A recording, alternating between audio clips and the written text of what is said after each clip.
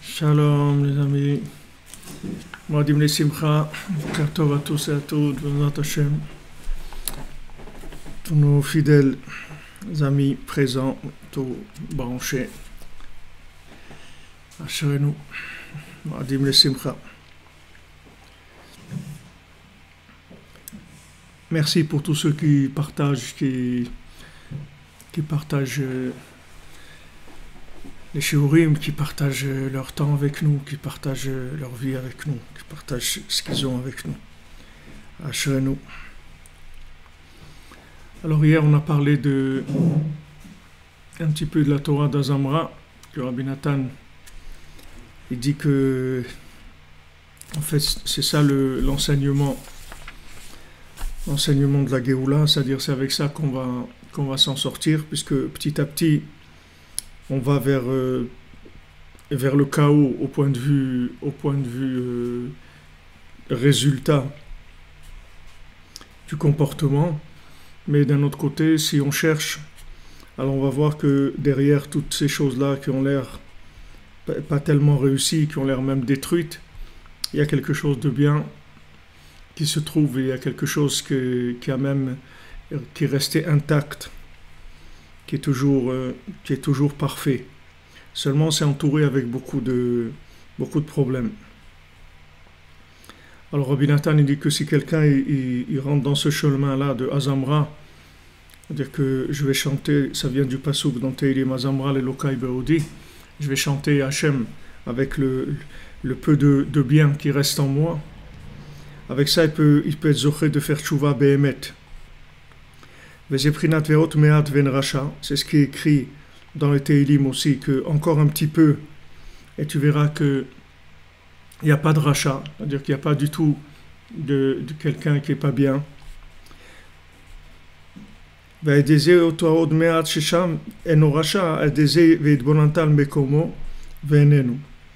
Maintenant, avec ce petit peu de bien qui reste en lui, ça va complètement le faire changer de place par rapport à l'endroit où il était. C'est-à-dire que le fait que maintenant on a trouvé quelque chose, un point positif, ça va faire que la personne, elle va complètement être déplacée de l'endroit négatif dans lequel se trouvait. Et à ce moment-là, il peut être joyeux. Et à ce moment-là, il peut commencer à prier. Parce que si quelqu'un il n'est pas joyeux, comment il va prier? Avec quoi il va prier? La prière c'est un chant, on ne peut pas chanter si on est triste. Donc c'est ce qui est écrit, que je vais chanter pour Hachem avec le peu de bien qui reste en moi, à l'idée à avec encore le petit peu de bien qu'il trouve en lui, avec ça il peut chanter et remercier Akadosh Baruch Hu. Et par le fait maintenant qu'il trouve un point positif en lui, ça fait des mélodies, ça crée des mélodies.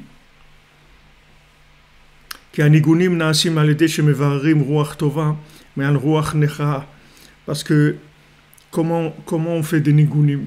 Qu'est-ce que c'est un chant? C'est des choix de notes. C'est ça un chant. C'est pas parce qu'on fait des notes que ça fait un chant. Quelqu'un il peut faire do ré mi fa sol la si do da ta ta ta, et ça fait pas du tout un chant, ça fait de la cacophonie. Un chant, c'est un souffle. C'est un souffle, et ce souffle-là, il s'habille dans des notes. Et ces notes-là, qu'est-ce qu'elles font? Par rapport au souffle, elles réagissent. C'est-à-dire, on va laisser une note, on va prendre une autre. Et dans cette note qu'on va faire, on va la faire à moitié, ou dièse, ou bémol,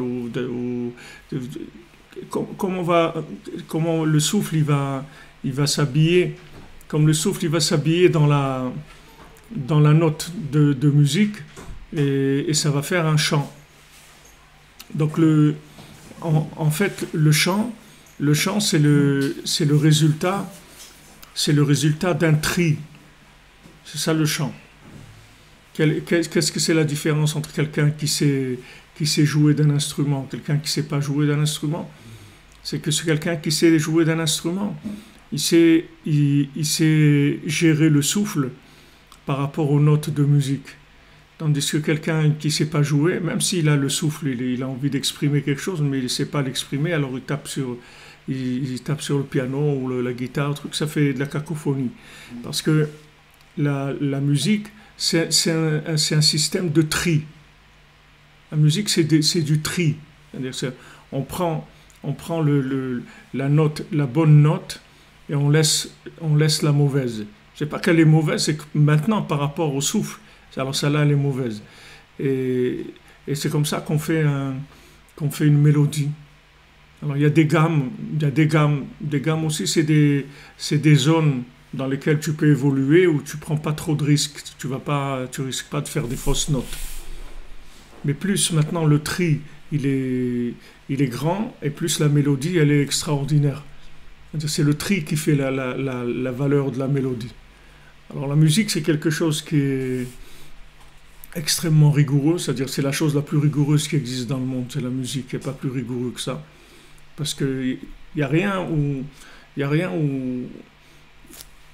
aussi net que la musique. N'importe quoi, ça se rattrape dans le monde. Une photo qui a été ratée, ça se rattrape. Un plat qui a été raté, ça se rattrape. Un tableau raté, ça se rattrape. Un vêtement raté, ça se rattrape. Tout, tu peux rattraper un peu. La musique, il n'y a rien à rattraper. Une fausse note, ça y est, c'est terminé. On ne peut pas la ranger. Il n'y a pas. C'est extrêmement rigoureux, la musique. C'est la chose la plus rigoureuse qui existe. C'est la chokhma des Lévi'im. C'est la chokhma des Lévi'im. C'est extrêmement rigoureux. On va dire c'est le féminin par excellence. Et c'est extrêmement rigoureux. Alors maintenant, quand quelqu'un il arrive à trouver en lui des points positifs, en fait, ce qu'il a fait, c'est qu'il a créé une mélodie. Maintenant, tout ce qu'il y a de négatif en lui, c'est le côté qu'il faut laisser.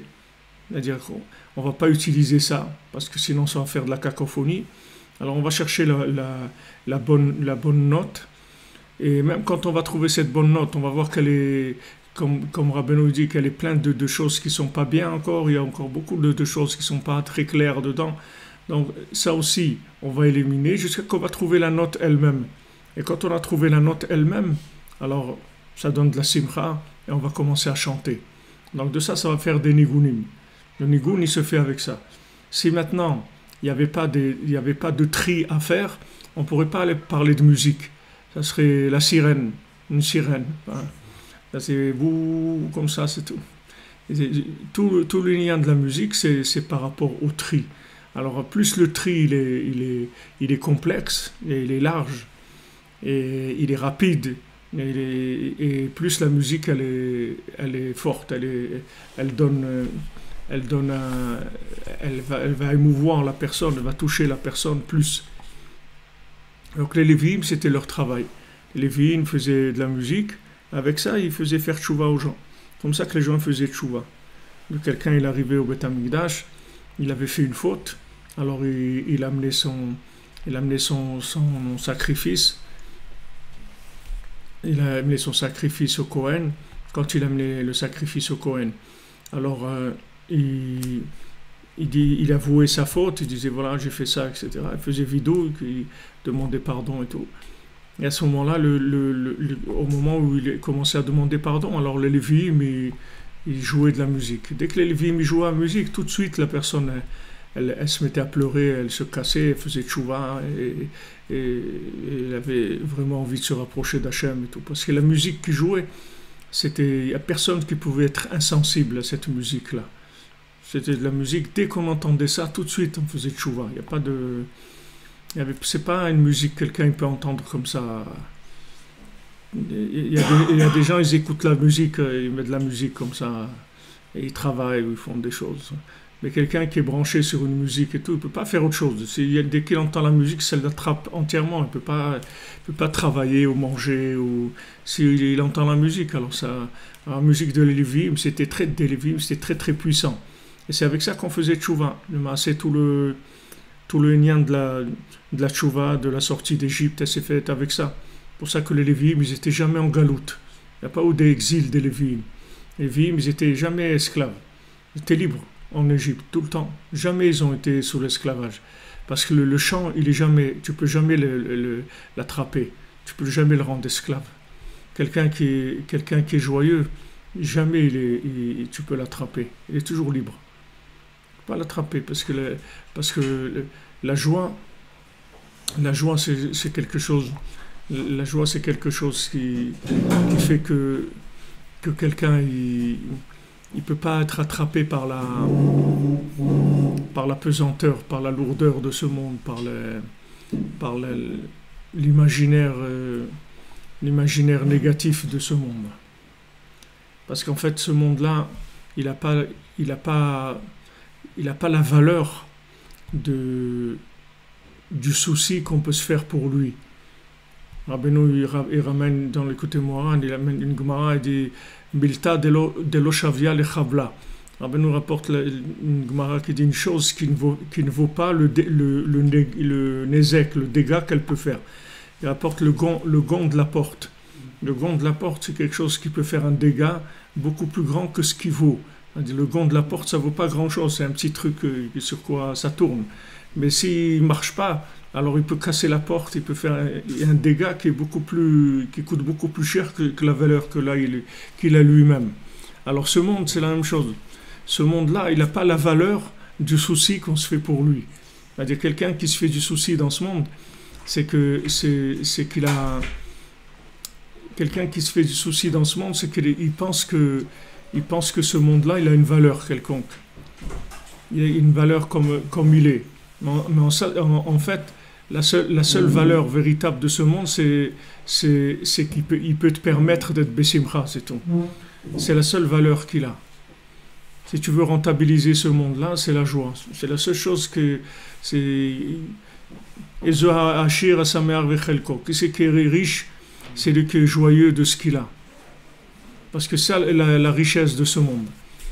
Tout ce monde-là, tout ce que tu vois, tout ce que tu vis, tout ce qu'il y a, tout ce qu'Hachem il a créé, la seule valeur véritable, c'est que ça peut permettre d'être joyeuse. C'est tout. Sinon, tout le reste, ça vaut rien du tout. L'échec, la réussite, les trucs, tout ce que tu veux, l'honneur, les diplômes, tout ce que tu peux trouver dans ce monde. Tout ce que tu peux trouver d'éphémère. Tout ce qui est dans ce monde, c'est éphémère, ça n'a pas la valeur de l'investissement que la personne va faire pour. Alors la joie, c'est la liberté. On dit Besimchat et Tseu, c'est-à-dire vous allez dans la joie, vous allez sortir, c'est-à-dire avec la joie, vous sortez. C'est-à-dire quelqu'un qui est joyeux, il est intouchable, tu peux pas l'attraper. C'est pour ça que les Lévi'im, ils étaient libres en Égypte. Ils n'ont jamais été esclaves. Jamais, il n'y a pas d'esclavage pour les Lévi'im. Parce qu'ils avaient le nigun. Le nigun, le chant, c'est en fait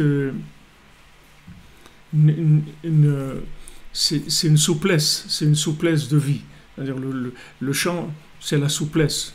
Qu'est-ce qui fait la différence entre quelqu'un qui sait jouer d'un instrument ou pas? Tu vas voir quelqu'un comment il bouge ses doigts sur un piano, sur une trompette ou sur une guitare ou autre. C'est la souplesse.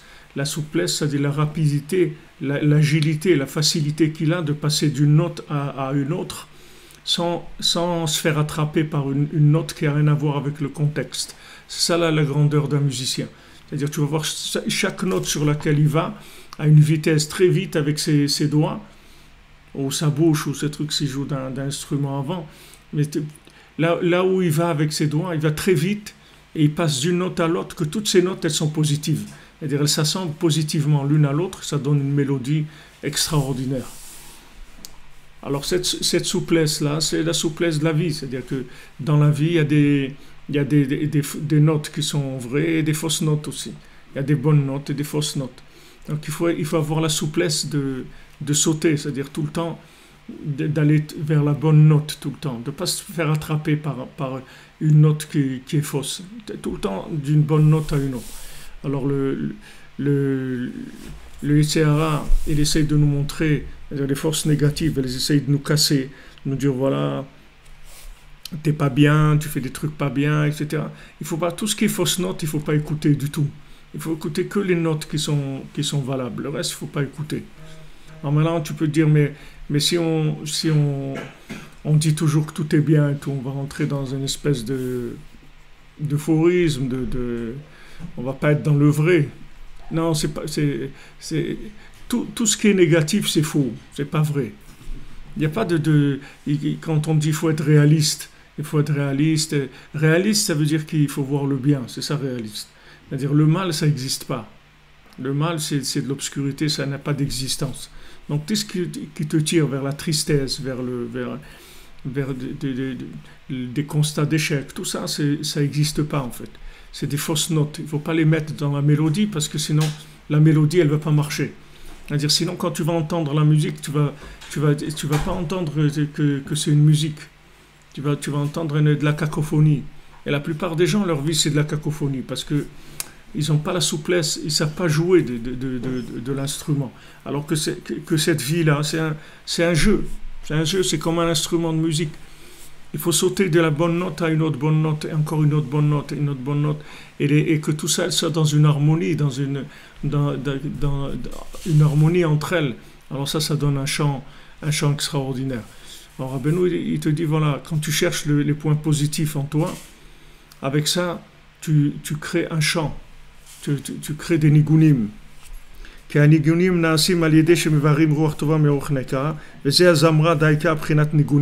pour ça qu'on dit Azamra l'Elokai Beodi, que dit David Ameler, je vais chanter, je vais louer Hachem, je vais chanter pour Hachem avec le peu de bien que j'ai trouvé en moi. Beodi, ça veut dire Beot Meat, avec le petit peu de bien que j'ai trouvé en moi, avec ça je vais louer Hachem.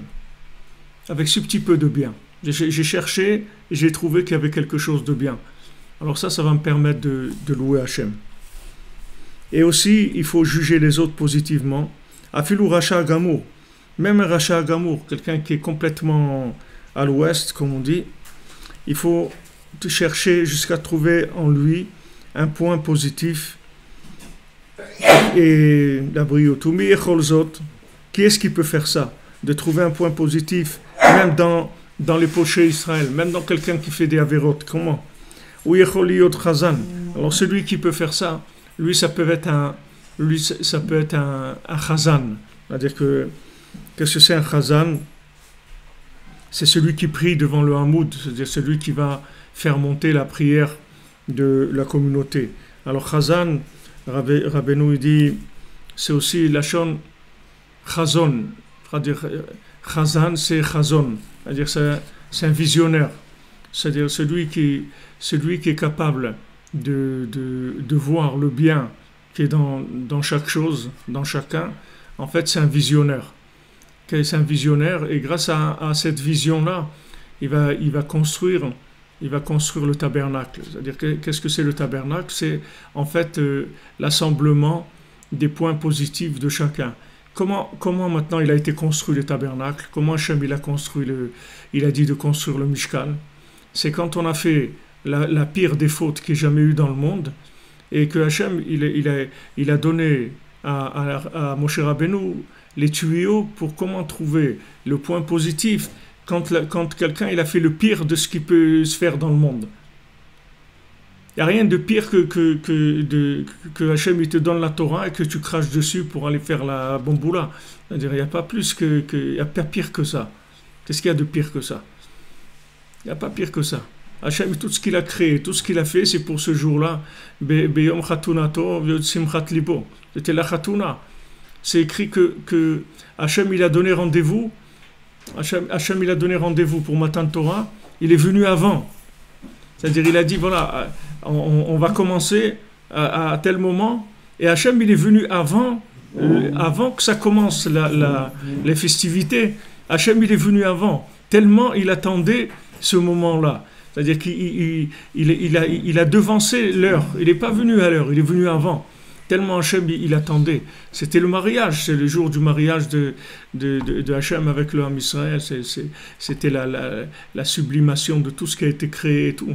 Et là, les Bnei Israël, ils font le veau d'or et tout. C'est une catastrophe.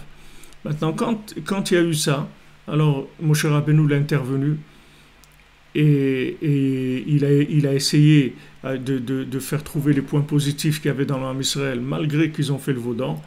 Et avec ça, Hachem lui a donné les 13 mesures de miséricorde.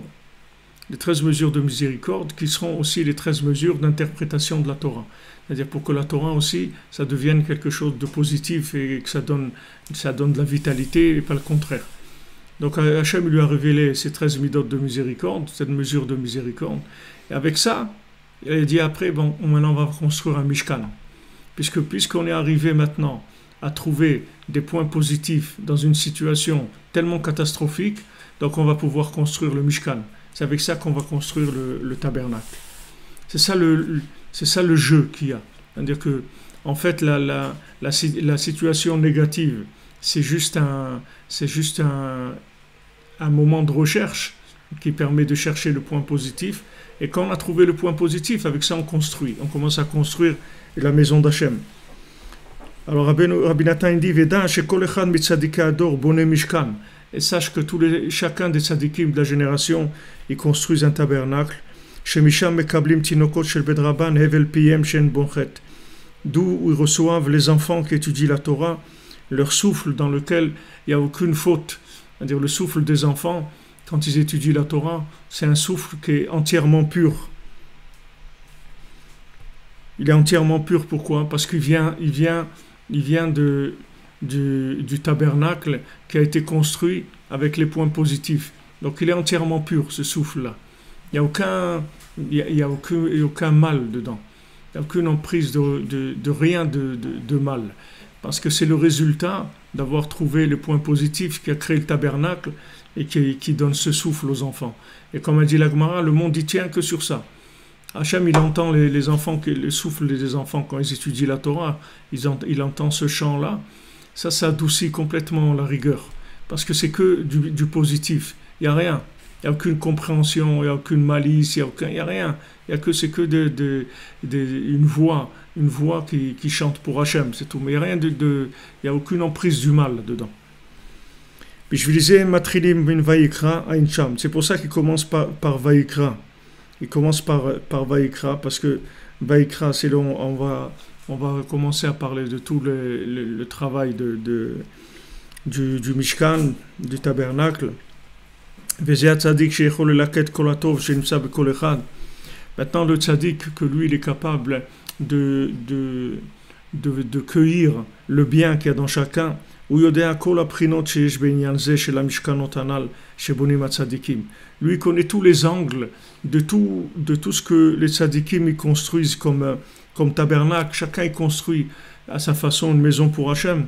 Et il y a un tzaddik que lui connaît toutes ces constructions de tous les tzaddikim. D'où les enfants reçoivent leur souffle.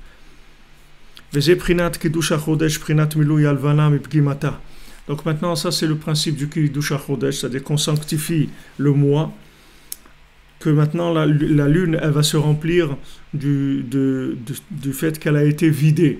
C'est-à-dire que la lune, elle a un cycle où elle se remplit au 15, après elle baisse jusqu'à la fin, et elle est tout le temps cyclique. Alors normalement, la lune, elle aurait dû être tout le temps allumée, elle n'aurait pas dû se baisser, elle aurait dû être toujours comme le 15, et refléter complètement la lumière du soleil. Normalement, ça aurait dû être comme ça.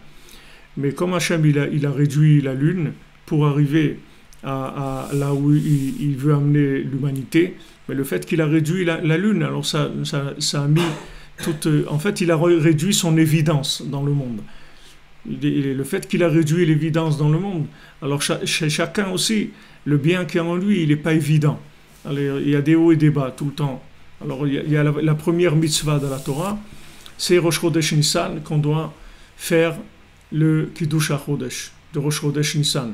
Pourquoi Rosh Chodesh Nissan? Parce que tout le Rosh Chodesh Nissan, c'est que du Rosh Chodesh. À Chodesh Hazeh, Yelachem, ce mois-là, il va être pour vous Rosh Chodesh. C'est-à-dire, chaque jour de Nissan, c'est Rosh Chodesh. Parce que c'est le mois où on remplit la lune de la façon la plus puissante qui est. Parce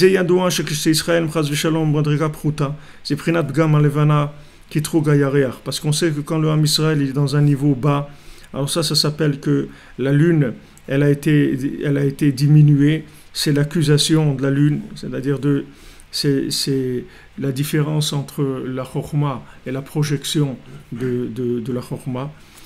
C'est-à-dire c'est la connaissance et son application, le décalage qui est entre les deux. Que de là viennent toutes les fautes. D'où vient la faute? C'est qu'il n'y a pas d'application pour la connaissance. Il n'y a pas d'application adaptée à chacun. C'est ça qui fait fauter.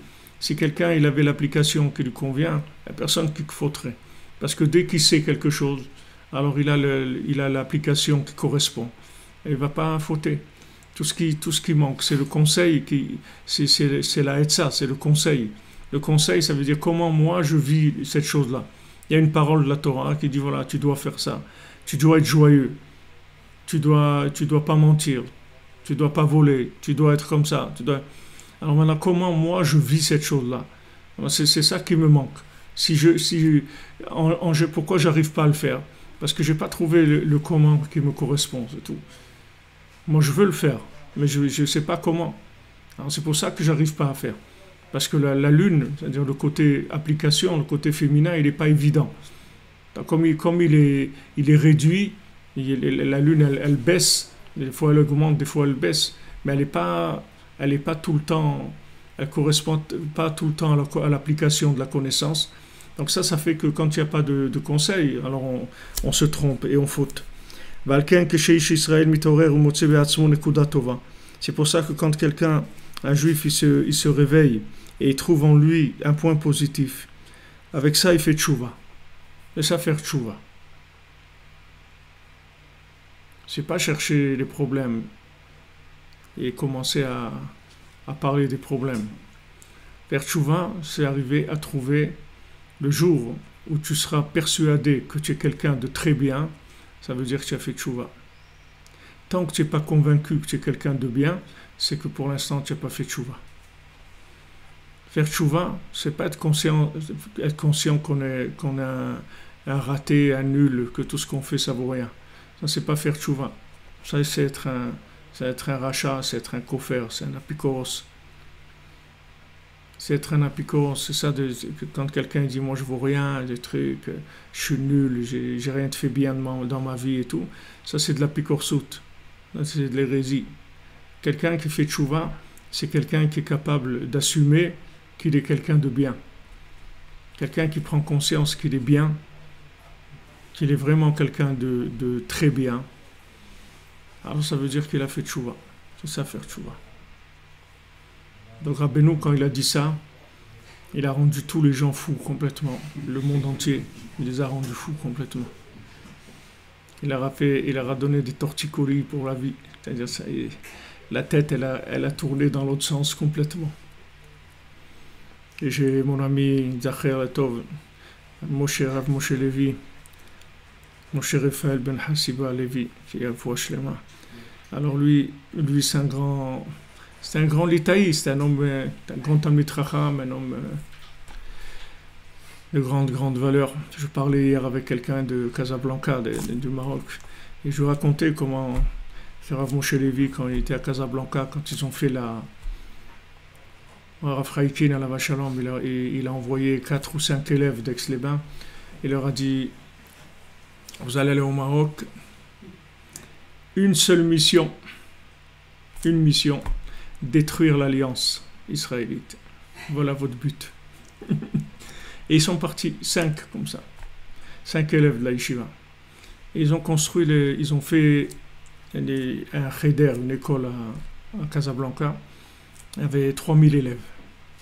3000 élèves qui étudiaient à mi-temps le Kodesh, ils étudiaient la Torah le matin et le profane l'après-midi. Et l'autre moitié des élèves, ils faisaient le contraire. Ils étudiaient pour pouvoir gérer les professeurs, etc. Alors, quelque temps, donc après que ça a commencé à tourner, au bout de 3 ans, alors Afraïkin, il est venu visiter, il est venu à Casablanca pour voir cette école, 3000 élèves. L'école que ces élèves ils ont fait. Alors il est venu le matin faire la tfila avec eux. 3000 élèves, ils font la tfila ensemble. Il est rentré à Fraïkid, quand il a vu les enfants commencer la tfila, il est tombé par terre, il s'est évanoui. Maman, il est tombé par terre. Ils ont dû le relever, le réanimer et tout. Il a pas supporté la force de ça, de ces enfants-là, la tfila et tout, ça l'a complètement retourné. Alors, ce Rav Moshe Lavi, Zachar Altov, il me disait, quand j'ai pris, la première fois que j'ai pris le Likutei Halachot, il a pris, c'est ça, ce qu'on est en train de lire là, c'est le début du Likutei Halachot, c'est la première halakha du Likutei Halachot. Il m'a dit, quand j'ai lu ça, que maintenant, faire tchouva, c'est savoir que je suis bien. Il m'a dit, ça y est, c'est la Géoula. Il a dit, c'est quoi ça? Il a dit, c'est un truc incroyable ça. Alors qu'il m'a dit, quand il est arrivé à la yeshiva, après qu'il venait d'ouvrir la yeshiva, c'était après les camps de concentration. Les gens, tous les élèves, ils faisaient Kaddish à la yeshiva. Ils étaient tous des orphelins, tous des situations catastrophiques. Alors, Raphaël, le matin, pour les motiver, pour le céder, il dit, il faut que vous sachiez que la yeshiva, c'est un camp de concentration. La yeshiva, il dit, voilà, pour nous, la yeshiva, c'est un camp de concentration. C'est comme ça qu'on nous a présenté la yeshiva. C'est un truc, tu vas étudier, tu bouges pas, il fait froid, il n'y a pas de quoi manger, c'est ça la yeshiva. Il dit, quand tu vois ça, que maintenant, tu trouves en toi un point positif, c'est ça faire tchouva. C'est un autre monde, c'est l'ouverture vers un autre monde, c'est complètement. Alors quand Rabbeinu est venu, qu'il a annoncé ça, et au monde, qu'il a montré le chemin de la tchouva, que le chemin de la tchouva, c'est de trouver le bien qui est en toi, et de ne pas essayer de te donner des coups de marteau sur la tête toute la journée. Alors ça a été révolutionnaire, ça a été une révolution dans le monde. Toute la chassidoute en général, ça va dans ce sens-là. Toute la chassidoute, ça va dans ce sens-là. Mais Rabbeinu, il est rentré dans des visions beaucoup plus précises, beaucoup plus techniques dans ce domaine-là, de voir le positif et de façon beaucoup plus profonde que comme c'est présenté dans le monde. Donc maintenant, quand on arrive à trouver un point positif, en fait, on remplit la lune. Parce que quand tu trouves un peu... Maintenant, le négatif, c'est de l'obscurité. Donc quand tu trouves un point positif, tu mets de la lumière. Donc tu remplis l'obscurité de la lune. C'est-à-dire tu fais que la lune, elle est claire, elle est plus obscure. Chaque point positif, ça va rééclairer la lune. Ça veut dire que ça va amener de l'évidence d'Hachem dans le monde. Ça va rendre Hachem beaucoup plus évident.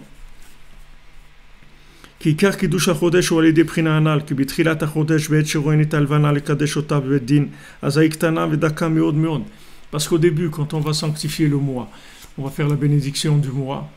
Alors la lune, elle est extrêmement petite, puisque le Beddin, il attend, le tribunal, il attend que quelqu'un il voit à peine un petit peu la lune pour dire voilà, ça y est, c'est Rosh Chodesh. Ils attendaient de voir un tout petit point de la lune. À ce moment-là, il n'y a qu'un point, c'est tout. C'est un point la lune au début. Il n'y a pas un croissant de lune ni rien, c'est un tout petit point, à peine presque invisible. Qu'est-ce que c'est ce petit point-là? C'est le point positif. C'est avec ça que tu vas commencer. Les gens ils croient qu'ils vont commencer en se donnant des coups de marteau sur les doigts, sur la tête, sur les oreilles. C'est pas comme ça tu vas arriver nulle part. Avec les coups de marteau, toi-même tu vas devenir marteau après. C'est-à-dire c'est pas avec les coups de marteau. Si tu veux faire tchouva, il faut que tu trouves le bien qui est en toi. Sinon tu peux pas faire tchouva. Tu feras pas tchouva. Tu vas faire ce que tu veux, mais ça s'appelle pas faire tchouva.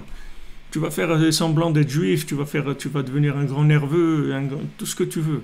Mais tu vas pas faire tchouva. Tchouva, tu veux faire tchouva, il faut que tu commences à chercher ce qu'il y a de bien en toi. Et tu trouves un point, et après un autre, et un autre, et un autre, et de plus en plus des points positifs. Et ça va te rendre le bien de plus en plus évident.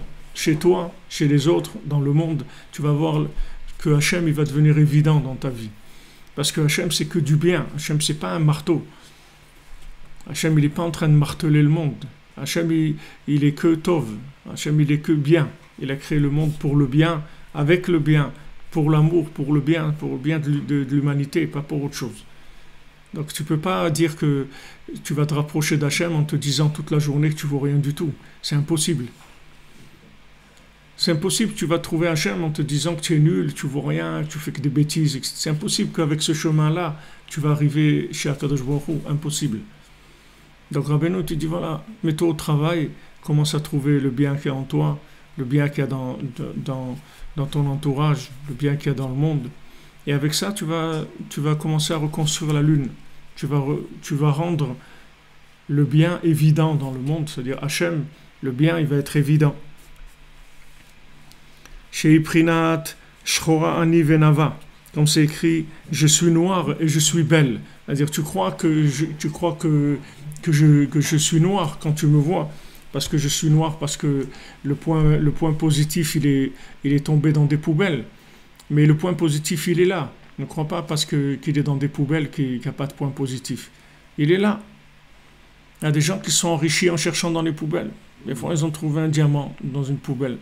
Ils cherchent dans les poubelles. Et en général, ils prennent des bouteilles en plastique, des trucs comme ça. Et un jour, ils trouvent un diamant dans une poubelle. Donc maintenant, quelqu'un, il voit qu'il est dans les poubelles et tout. Il ne faut pas s'affoler. Les poubelles, c'est rien. C'est pas Shroani, tu te trouves dans quelque chose d'obscur. Mais Nava, tu es belle. Là-bas, il y a une beauté. Cherche plus, tu vas trouver quelque chose de beau. Tu vas trouver quelque chose d'extraordinaire. Et plus l'obscurité, elle va être grande, et plus elle va te renseigner sur la beauté de la chose qui se trouve dedans. Donc, au contraire, Rabbi Nathan, il dit, au contraire, tu as une clé extraordinaire pour trouver le bien qui est en toi. C'est quand tu vois que tu es vraiment dans des situations très basses, où les Tchara, il te dit, regarde, qu'est-ce que tu fais, tu es complètement à l'envers, tu es un menteur, un tricheur, tout ce que tu veux. Quand tu vois qu'il t'attaque, tu es attaqué de tous les côtés, il n'y a pas un renseignement pour trouver le trésor comme ça. Et c'est comme la carte pour trouver le trésor. Là. Tu as des trucs, tu as une carte et tu vas trouver un trésor. Alors sache que quand tu vas t'approcher du trésor, là-bas, ça va être de l'horreur. C'est ça l'emballage de la dernière étape pour trouver le trésor. En général, quand tu commences à chercher le trésor, alors ça va, la route, elle est normale, comme toutes les routes. Il n'y a pas quelque chose de spécial. De temps en temps, il y a un petit truc, un corbeau qui passe ou un truc qui sort. Mais ça va, c'est pas... Mais quand tu vas t'approcher du trésor lui-même, alors là, il y a beaucoup de protection pour que les gens s'éloignent. Donc autour, il y a des monstres qui sont autour de cet endroit-là. Alors quand tu vois, en fait, que tu te trouves dans les moments les pires que tu crois, les pires de ta vie, en fait, tu es tout près du trésor. Il est là, le trésor. Qu'est-ce qui te prouve que le trésor, il est là? C'est que tu es en train de vivre la plus grande obscurité que tu as jamais vécue dans ta vie. Donc ça veut dire que tu es proche du trésor. Donc Rabbi Nathan, il te donne ça comme clé. Il te dit, regarde, quand tu vois que tu es attaqué de façon pas normale, ça veut dire que tu vas trouver là le trésor de ta vie. Donc vas-y, cherche le trésor. Laisse tomber ça, t'occupe pas de ça. Ils vont te faire peur. Comme elle dit à Naël dans son livre, elle dit quelqu'un vient pour voir le roi, et il le voit de loin. Et il voit dans le regard du roi un petit appel aussi. Et sur le côté, il y a des soldats qui sont là debout avec leur épée et qui vont tailler en morceaux celui qui va essayer de s'approcher du roi.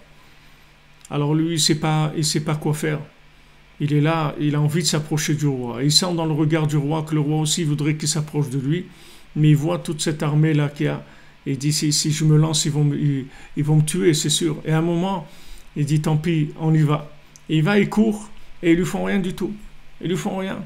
Il va. Il court, et il arrive chez le roi. Et le roi, il lui dit, je t'attendais depuis longtemps, etc.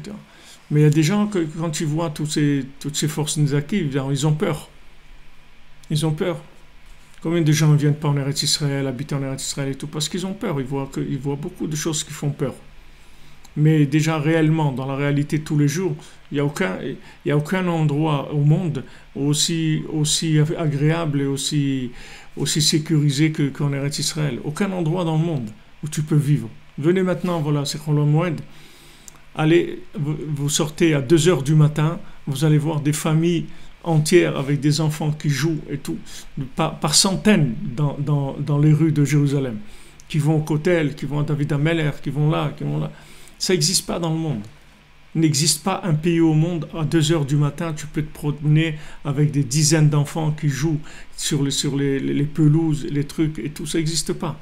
Il n'y a pas quelqu'un qui sort à 2 heures du matin, ça n'existe pas.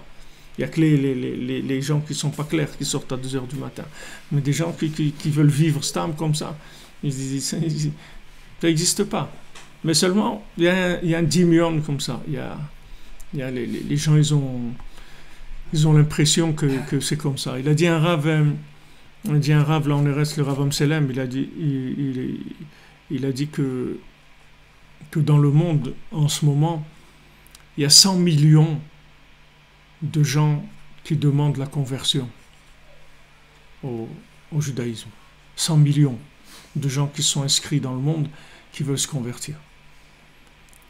Alors ils ont peur parce qu'ils disent 100 millions, on les amène en Israël. Comment on va faire avec ça? Comment on va faire? Mais il dit, il n'y a pas de comment. Il faut faire ce qu'il y a à faire. Il faut les convertir. Et s'ils viennent en Israël, il y aura de la place pour tout le monde, il n'y a pas de problème. Qui viennent. C'est-à-dire, il y a des éveils, des éveils, des gens qui s'éveillent. C'est pas croire que le monde il stagne comme ça. Le monde il s'éveille. Et plus on voit de l'obscurité et tout, et plus l'éveil il est grand. Plus il y a avoir un éveil qui est fort. Et chacun d'entre nous, tout celui qui a fait tchouva, et c'est très bien ça. C'est très bien qu'il est revenu vers Hachem dans les moments les plus bas de sa vie. C'est pas dans les moments les plus hauts. C'est les moments les plus bas, les plus difficiles. C'est là où il s'est approché du bien qui est en lui. C'est pas les moments de réussite. Au contraire, les moments de réussite, ils éloignent du bien. Parce que réussite, ça veut dire exploitation. Tandis que échec, ça veut dire recherche. Quand c'est l'obscurité, on cherche. On prend la petite bougie les soirs de l'abdika, on cherche avec la petite bougie. Mais quand c'est la lumière, alors on profite de la lumière, c'est pas la même chose. C'est une autre façon de vivre. Azay tzrichim kol Israël.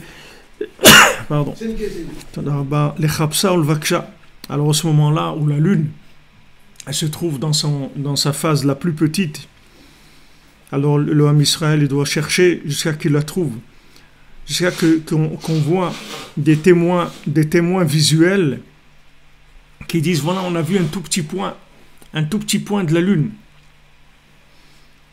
À ce moment-là le Beddin il dit Mekudash, ça y est, c'est Rosh Chodesh.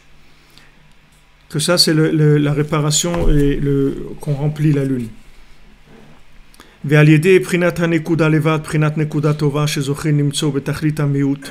par uniquement le point qu'on trouve, c'est-à-dire uniquement un point qui est extrêmement petit, avec ça, on se répare et on rentre Behemet dans le Kapsrout, c'est-à-dire qu'on va nous juger positivement. C'est-à-dire qu'on change d'endroit complètement. C'est-à-dire qu'on va être jugé positivement. C'est-à-dire, comment tu veux être jugé positivement? Il faut que tu trouves un point positif en toi. Si tu trouves un point positif en toi, on te pardonne toutes tes fautes. Imagine quelqu'un, il vient devant un tribunal. Ok, qu'est-ce qu'il a fait? Il a mis des bombes, il a fait des trucs, il a détruit des immeubles, il a tué des gens, un truc. Maintenant, il vient devant les juges, on lui dit est-ce que vous êtes capable de trouver un point positif dans ce que vous avez fait? Dites-moi, qu'est-ce qu'il y a de positif, qu'est-ce qu'il y a de bien dans ce que vous avez fait là? Tout ça, qu'est-ce qu'il y a de bien là-dedans? S'il arrive à trouver un point positif, alors tout est pardonné. Non seulement tout est pardonné, mais on va le payer pour ce qu'il a fait. On va lui donner un salaire pour ce qu'il a fait. Pourtant, il a fait des choses pas bien. Mais ces choses pas bien, en fait, c'est elles qui lui ont permis de faire la chose bien qu'il a trouvée. Le point positif qu'il a trouvé, c'est grâce à ces choses-là qu'il a trouvé le point positif. Parce que quand c'est obscur, tu es obligé d'aller vers de la lumière. Quand il y a de la lumière, tu ne vas pas vers la lumière, tu vis. Mais quand c'est obscur, tu es obligé d'aller chercher la lumière. Tu ne peux pas rester dans le noir. Donc qu'est-ce qui t'a fait chercher la lumière? C'est le noir. Donc tu vois que le noir, il t'a servi à trouver la lumière. Donc tout ce noir-là, il devient positif. Toute cette situation qui avait l'air pas bien, elle t'a permis de trouver Rabbeinu, elle t'a permis de trouver Hachem, de te trouver toi-même, d'avancer, etc. Donc tu vois que tout ça, c'était très bien. C'était pas mal. Hein? Voilà. Donc c'est le monde à l'envers. C'est-à-dire ça, c'est le monde à l'endroit. Et tout ce qu'on a appris, c'est le monde à l'envers. C'est la Torah à l'envers. Tout ce qu'on a pu nous enseigner, c'est la Torah à l'envers. C'est-à-dire, dis à quelqu'un qu'il est nul, il est nul, il est nul, comme ça, après, il va se lever. Et c'est pas vrai. C'est pas vrai. Les gens, ils croient, tu dis à quelqu'un, ouais, tout ce que tu fais, c'est pas bien et tout. Tu crois que ça lui donne envie de faire des choses bien. Tu te dis, c'est pas vrai. Dis à quelqu'un que que tout ce qu'il fait, c'est bien. Et là, tu vas lui donner vraiment envie de faire le bien. C'est à l'envers. Ça marche à l'envers. On a été éduqués par l'autre côté. C'est-à-dire, mets de la pression, dis à la personne que c'est grave, et que tout ce qu'elle fait, c'est très grave, et que c'est de la destruction, et que truc et tout. Et avec ça, tu vas voir qu'après, elle va réagir positivement. C'est pas vrai. Si tu dis à quelqu'un que tout ce qu'il fait, c'est pas bien, alors c'est pas bien, c'est tout. Et vous voyez dans Kiddush Alevana, même s'il se trompe, c'est lui qui a vu. Maintenant, il a vu la lune, il croyait que c'était la lune, c'était pas la lune. Et le Beddin, il l'a cru, et il a dit c'est Rosh Chodesh. Ben ça y est, c'est Rosh Chodesh. Même s'il s'est trompé, maintenant. Il a vu un point, il croyait que c'était positif, c'était pas positif en fait.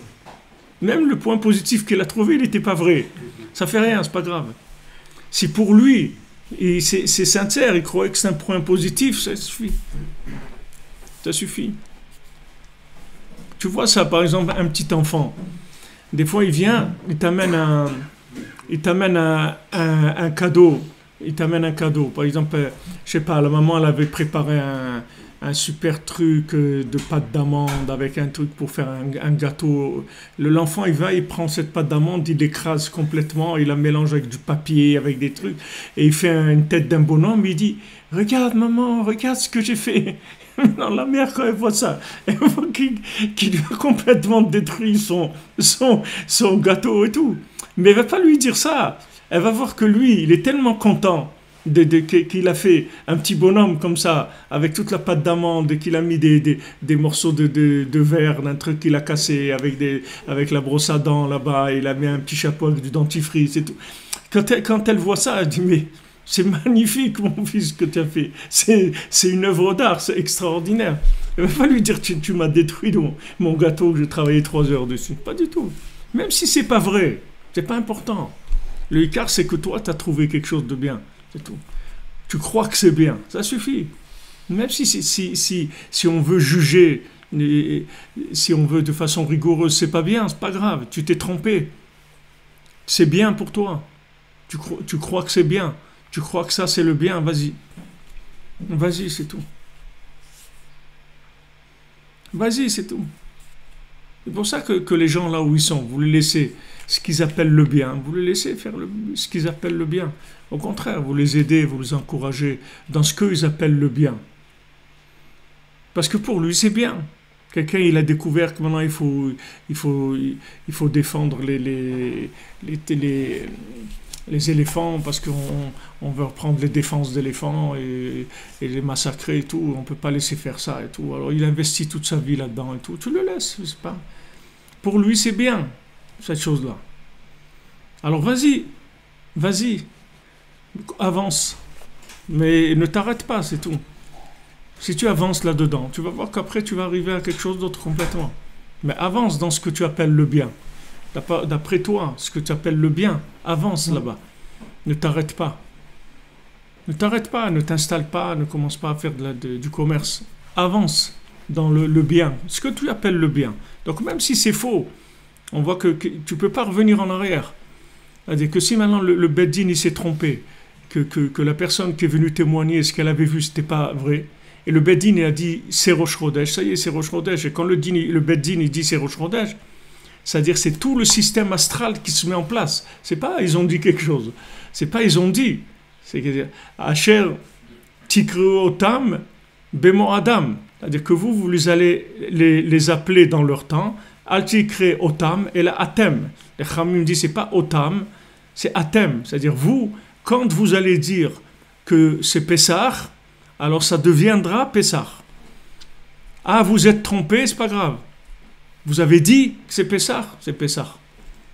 Hachem il dit dites ce que vous voulez et moi je mets tout le système en place par rapport à ce que vous avez dit. C'est ça qui est écrit. Hachet ikriu otam bemo adam, hachet ikriu atem bemo adam. C'est-à-dire leur temps, c'est vous qui allez le fixer. Et tout le fonctionnement de tout le système astral, il va se mettre en place par rapport à cette date-là qu'ils vont fixer. Alors il y a beaucoup d'exemples dans la halakha pour la bar mitzvah, pour une petite fille qui a eu des problèmes de trucs, que ça revient, etc. Il y a beaucoup de choses. Et tu vois que même le corps humain, il va réagir par rapport à la parole que les Khamim ils ont dit, que c'est ce jour-là, c'est Rosh Chodesh. Alors tout le système, il se met en place, le corps humain, tout ce qu'il y a dans le monde. Uniquement parce qu'ils ont dit, ça c'est le point positif, c'est maintenant. Alors quand tu trouves un point positif et que tu es sûr que ce point-là, toi tu es sûr que c'est ça, c'est-à-dire que c'est vrai, c'est bien ce que tu es en train de faire, alors ça change tout. Ça change tout, ça fait faire tchouva. Même si ce n'est pas vrai pour quelqu'un d'autre. Le principal, c'est que ça soit vrai pour toi. C'est ça le principal. Même si quelqu'un il va dire, ouais, mais c'est quoi là? Quelqu'un il va la nuit au cotel, il range des tables ou des chaises ou des trucs. C'est ça son kiff, il a envie de faire ça et tout. Quelqu'un il va lui dire, mais attends, tu perds ton temps, tu peux faire d'autres choses et tout. Il ne dit pas, tu perds ton temps. C'est son truc à lui, il a envie de faire ça, laisse-le tranquille. Pourquoi tu vas lui dire, il perd son temps? Par rapport à quoi il perd son temps? Il ne perd pas son temps, il est en train de faire une mitzvah, les gens vont venir, ils vont trouver où s'asseoir, etc. Pourquoi tu dis qu'il perd son temps? Même celui qui faisait des chalotes avec sa femme, il mettait dans le Aron HaKodesh. Il faisait des chalotes pour que Hachem il les mange. Après, il croyait qu'Hachem il les mangeait. Il croyait que c'était vrai, que c'est Hachem qui les mangeait. Quand l'autre, le Shamash, il est venu, il lui a dit arrête de faire, c'est moi qui les prends, les pains et tout.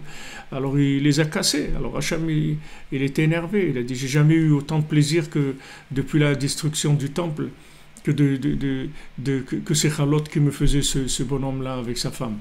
Pourtant, qu'est-ce qu'il y a le gars, il était à l'ouest complètement. Il fait des chalotes, c'est pas de mettre dans le. Il n'y a aucun ignan de faire ça. C'est même pas. Puis à la fin, on n'a même pas le droit de faire ça. C'est-à-dire que comment.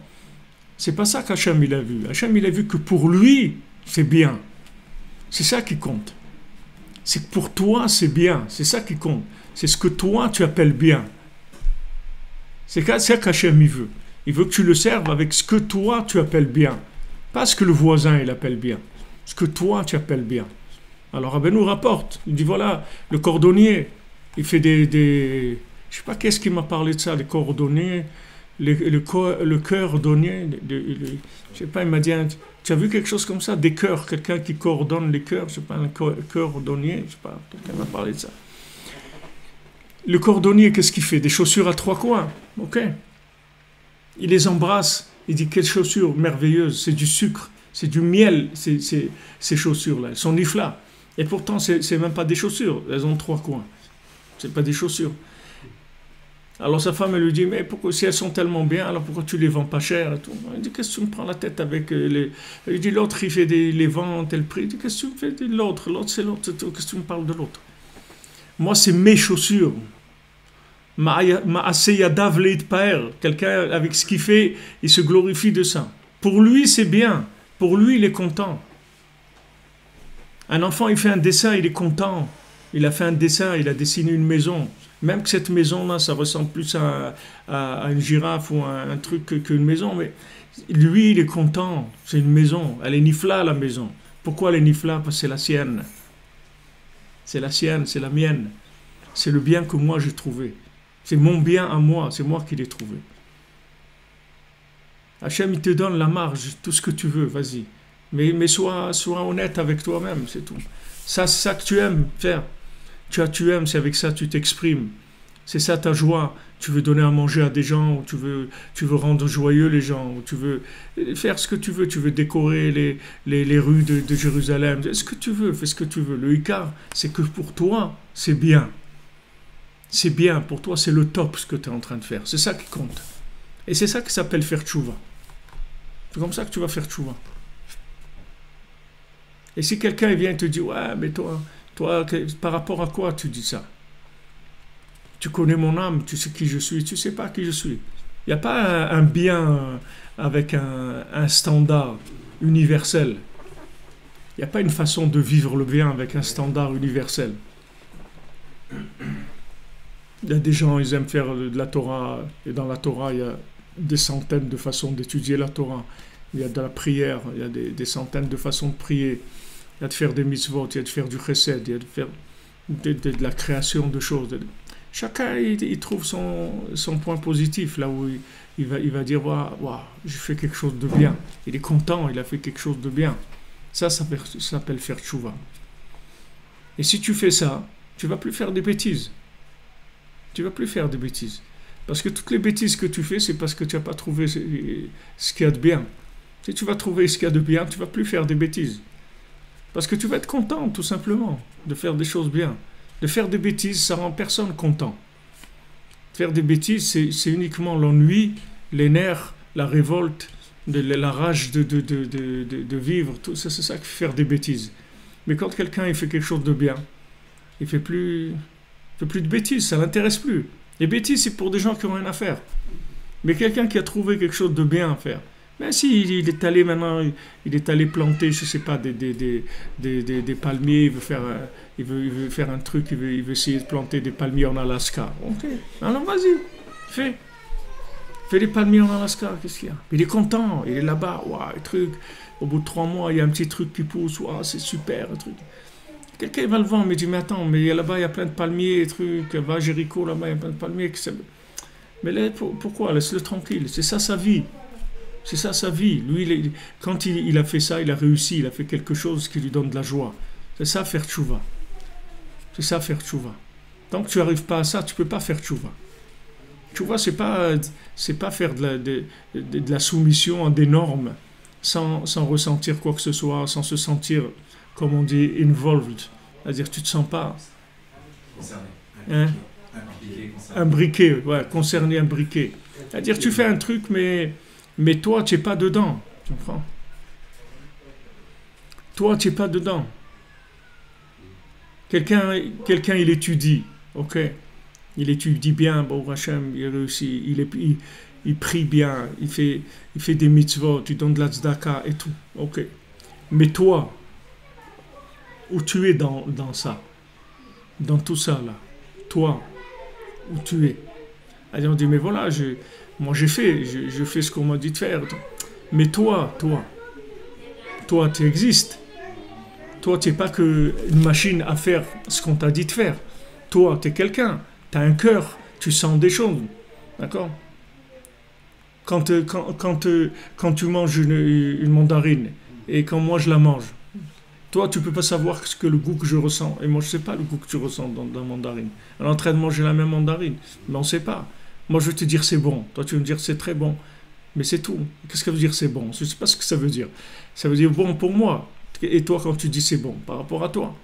Mais on ne sait pas. On a mangé la même chose. Tous les dieux, on a dit c'est bon. Mais on ne sait pas ce que ça veut dire. On ne peut pas le mettre sur un papier. On peut pas c'est pas quelque chose de concret, de palpable. Donc maintenant, quand tu dis, voilà, j'ai fait la Torah, j'ai fait ce que Hachem m'a dit de faire, etc. Ok, mais toi, dans tout ça, tu es où? C'est-à-dire que maintenant, est-ce que toutes ces choses-là, si elles sont faites par quelqu'un d'autre, ça change quelque chose? Ça change rien. Si ça change rien, c'est un problème. C'est-à-dire parce que toi, t'es pas rentré dedans. Tu as fait des choses, mais tu n'es pas rentré dedans. Il y a des gens qui font beaucoup de choses, mais tout ce qu'ils font, c'est uniquement pour ne pas rentrer, c'est tout. Il y a des gens, ils offrent à leurs femmes des cadeaux, des maisons, une voiture, plein de trucs, rien que pour qu'elles les laissent tranquilles, c'est tout. parce qu'il ne veut pas s'investir dans la maison. C'est tout. Il peut lui acheter tout ce qu'elle veut, lui donner tout, tout. Maman, elle veut un babysitter, elle veut un truc, elle veut ce qu'elle veut, tout. Les vacances, qu'elle va aller au spa, qu'elle aille où elle veut, ce qu'elle veut. Le cas, c'est que lui, il ne s'investisse pas dans la vie, c'est tout. Et les mitzvot aussi, c'est comme ça. Quelqu'un, il peut faire tout super. Il peut être sans peur et sans reproche. Parfait. Mais toute cette perfection-là, c'est juste pour pas que lui s'investisse en tant que lui-même. Mais tout ce que Hachem t'a donné, c'est pour que toi, tu le serves à ta façon, à toi. C'est ça qu'il veut. C'est ça qu'il veut. Sinon, il peut faire des robots. Voilà, maintenant, on va rentrer dans je parlais hier avec quelqu'un. Alors maintenant, on va rentrer dans l'ère de l'intelligence artificielle. Et on ne sait pas ce que c'est. On croit que il y a Google, tu tapes Google les trucs, voilà. Ou tu dans ton téléphone, tu écris Shalom et il te dit Shabbat Shalom et tout, ce que tu as déjà écrit et tout. Nous, on est à notre niveau. C'est ça l'intelligence artificielle. Mais maintenant, dans le monde, il se prépare un changement total de la vie de tout le monde avec l'intelligence artificielle. Qui est-ce qui dirige tout ça? C'est un juif qui s'appelle Yoshua Bengio. Il habite à Montréal. C'est le maître mondial de l'intelligence artificielle. Maintenant, l'intelligence artificielle, qu'est-ce que les gens ils vont créer avec ça? Ils vont créer des machines qui vont diriger l'homme. C'est-à-dire que, tu vois, par exemple, aujourd'hui, tu peux pas te mesurer avec un GPS. Tu peux te comparer avec un GPS. Tu peux pas te comparer avec un GPS. Tu mets le Waze. Tu peux te comparer avec le Waze. Il te dit, regarde, là-bas, il y a un accident. Là-bas, il y a la police. Là-bas, ce truc. Là-bas, tourne à droite. Là-bas, fais comme ça. Tu vas un chemin plus court. Tu peux te comparer avec ça. Tu peux pas te comparer avec ça. C'est impossible. Tu peux l'utiliser gentiment, c'est tout. Mais tu peux pas te comparer avec ça. Maintenant, là, ils développent dans l'intelligence artificielle des choses qui vont complètement révolutionner le monde, mais complètement. C'est-à-dire ça va devenir une autre vie complètement. Juste avec du stockage d'informations, de l'analyse d'informations et de la comparaison des informations. Ils vont prendre des situations qui vont analyser des milliards de situations. Et avec ça, ils vont maîtriser complètement la chose. Tu prends par exemple un organe dans le corps de quelqu'un. Maintenant, tu prends depuis le début, quand l'organe il a commencé à être créé dans l'embryon, quand il a commencé à grandir, jusqu'au moment où la personne elle est devenue malade de cet organe-là. D'accord ? Maintenant, tu prends toute cette évolution-là, tu stockes l'information, toutes les informations de tout le corps par rapport à cet organe-là d'un individu. Après un autre, tu prends comme ça 10 millions de personnes. Tu vas repérer à quel moment il s'est passé quelque chose où ça a commencé à changer par rapport à tous ces 10 millions de personnes que tu as stocké l'information. Tiens, à tel moment, il y a eu ça. Qu'est-ce qu'il y a eu? Qu'est-ce qu'il a mangé aujourd'hui? Qu'est-ce qu'il a vu? Où il a été? Où il a truc et tout. Tu vas prendre toutes ces informations-là et tu vas guérir tout le monde après. Tu vas guérir tout le monde parce que tu vas attraper l'endroit où la chose, commence à avoir un changement. Et tu vas te rendre compte que pourquoi cet organe il est tombé malade, voilà les possibilités. C'est ou ça, ou ça, ou ça. C'est tout. Il n'y a pas d'autres possibilités. Parce qu'on a vu sur 10 millions de personnes, voilà ce qui s'est passé. Donc ça va être dans tous les domaines. C'est pas avec la médecine. Je vous donne un exemple. Mais dans tout, ça va être comme ça. Dans tout, ça va être comme ça. Et ça va tomber boule. C'est-à-dire que tu ne pourras que te soumettre à ça. Parce que tu ne pourras jamais avoir l'intelligence qui va être fabriquée par l'homme lui-même. Alors maintenant, quand tu vas étaler ça sur le temps, dans le temps, tu vas prendre l'évolution dans le temps. Par exemple, quelqu'un il vient et te dit, voilà, ça fait 2 ans que je cherche du travail, je ne trouve pas de travail. Ok? On va prendre ce bonhomme-là, on va en prendre 100 millions comme ça. on va stocker toutes les informations sur ces 100 millions de personnes-là. Et on va te dire, voilà, ce que tu vas faire, tu vas trouver du travail. 100%. Pourquoi? Parce qu'il n'y a pas d'autre possibilité. C'est-à-dire, c'est ou ça, ou ça, ou ça. Quand on a pris ces 100 millions de personnes, que tous, pendant 2 ans, ils ne trouvent pas de travail, voilà ce qu'ils mangeaient, voilà comment ils parlaient, voilà la musique qu'ils écoutaient, voilà les vêtements qu'ils mettaient, voilà les films qu'ils regardaient. Ça va être que des vitesses analytiques de données. Tu ne pourras rien faire. C'est-à-dire tu vas vivre, tu vas devenir l'esclave d'un ordinateur, c'est tout. Tu ne pourras pas parce qu'il va te dépasser de loin. Déjà, tu vois un petit peu. Quand tu rentres dans Google, tu tapes un truc, il dit voilà, en 12 secondes, on a analysé, je sais pas, 20 000 réponses, voilà les trucs, etc., qui vous concernent. Mais ça, c'est très grossier encore. Ça, maintenant, ils développent ça de façon extraordinaire. C'est-à-dire quelque chose qui va rendre l'homme complètement esclave de ça. C'est-à-dire que ça y est, il n'y aura plus rien. C'est-à-dire l'être le plus nul qu'il y aura sur Terre, ça va être l'être humain, c'est tout. C'est-à-dire il va se sentir le dernier. C'est-à-dire il va être bien pire que les outils qu'il a fabriqués lui-même. Ces outils, ils vont le dominer complètement. Et à partir de ce moment-là, c'est là où les gens ils vont chercher la parole d'Hachem. Parce que c'est tout, il n'y aura plus rien dans le monde. Il n'y aura plus rien.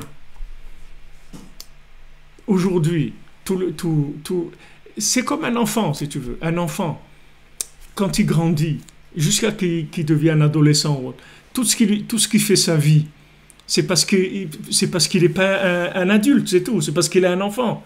C'est parce qu'il ne sait pas marcher, parce qu'il ne sait pas faire du vélo, parce qu'il ne sait pas faire ça. Il fait qu'apprendre à faire. Et une fois qu'il sait faire, après maintenant, qu'est-ce que tu fais? Ok, tu sais faire ça et ça, maintenant voilà, il faut que tu fasses ta vie. Il faut que ça y est, la période d'apprentissage où tu ne savais pas t'habiller, où tu ne savais pas ça, ok, tout ça on a passé. Maintenant, qu'est-ce que tu fais? Allez, maintenant il faut que tu fasses quelque chose. La vie, c'est pas rien que de savoir marcher, de faire avoir du vélo. Après, on fait quelque chose avec tout ça. C'est quoi qu'on fait? Mais ça va être la même chose.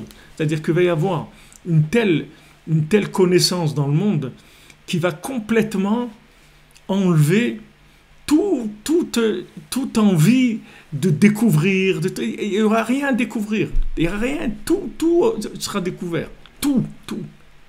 Il n'y aura rien à chercher. Il n'y aura rien. Tu ne pourras pas chercher. Rien du tout. Tout va être trouvé. Tout. Le vieillissement. Qu'est-ce qui crée le vieillissement? À quel moment ça commence à vieillir? Quel moment la personne commence à vieillir? Pourquoi?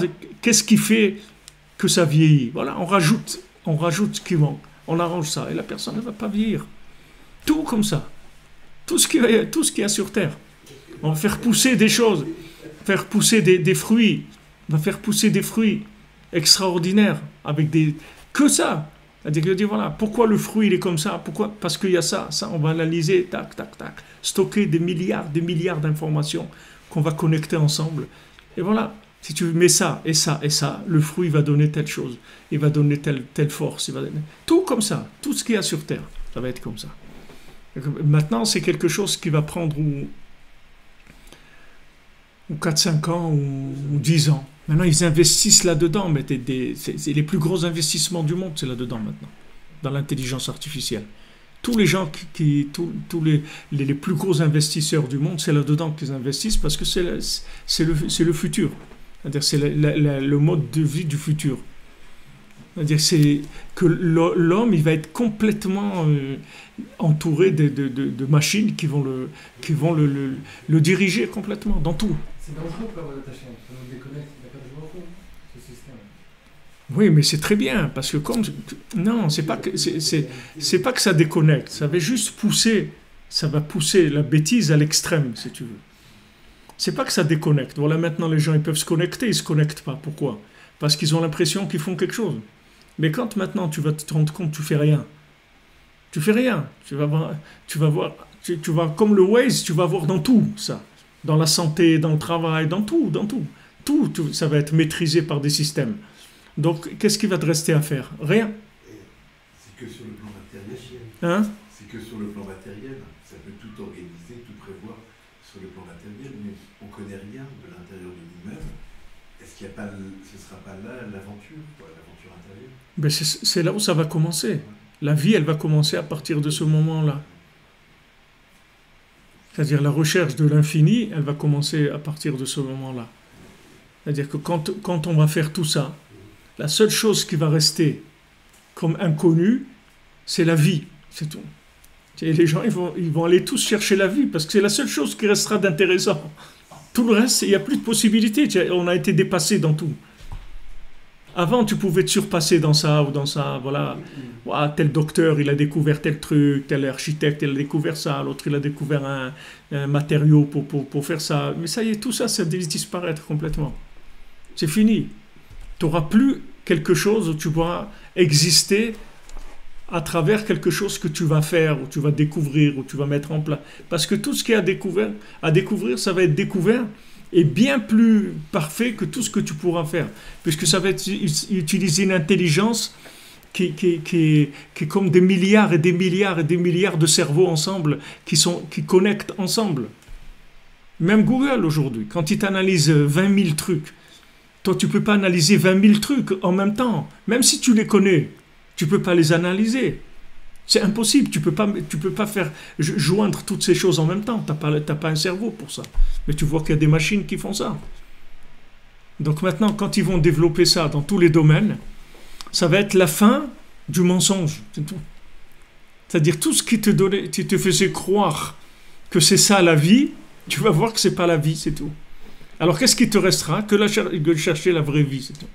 Et Bayom Haou, et Hachem Echad, Shmo Echad. Et à ce moment-là, tous les gens ils viendront vers le nom d'Hachem. Parce qu'il n'y aura plus rien.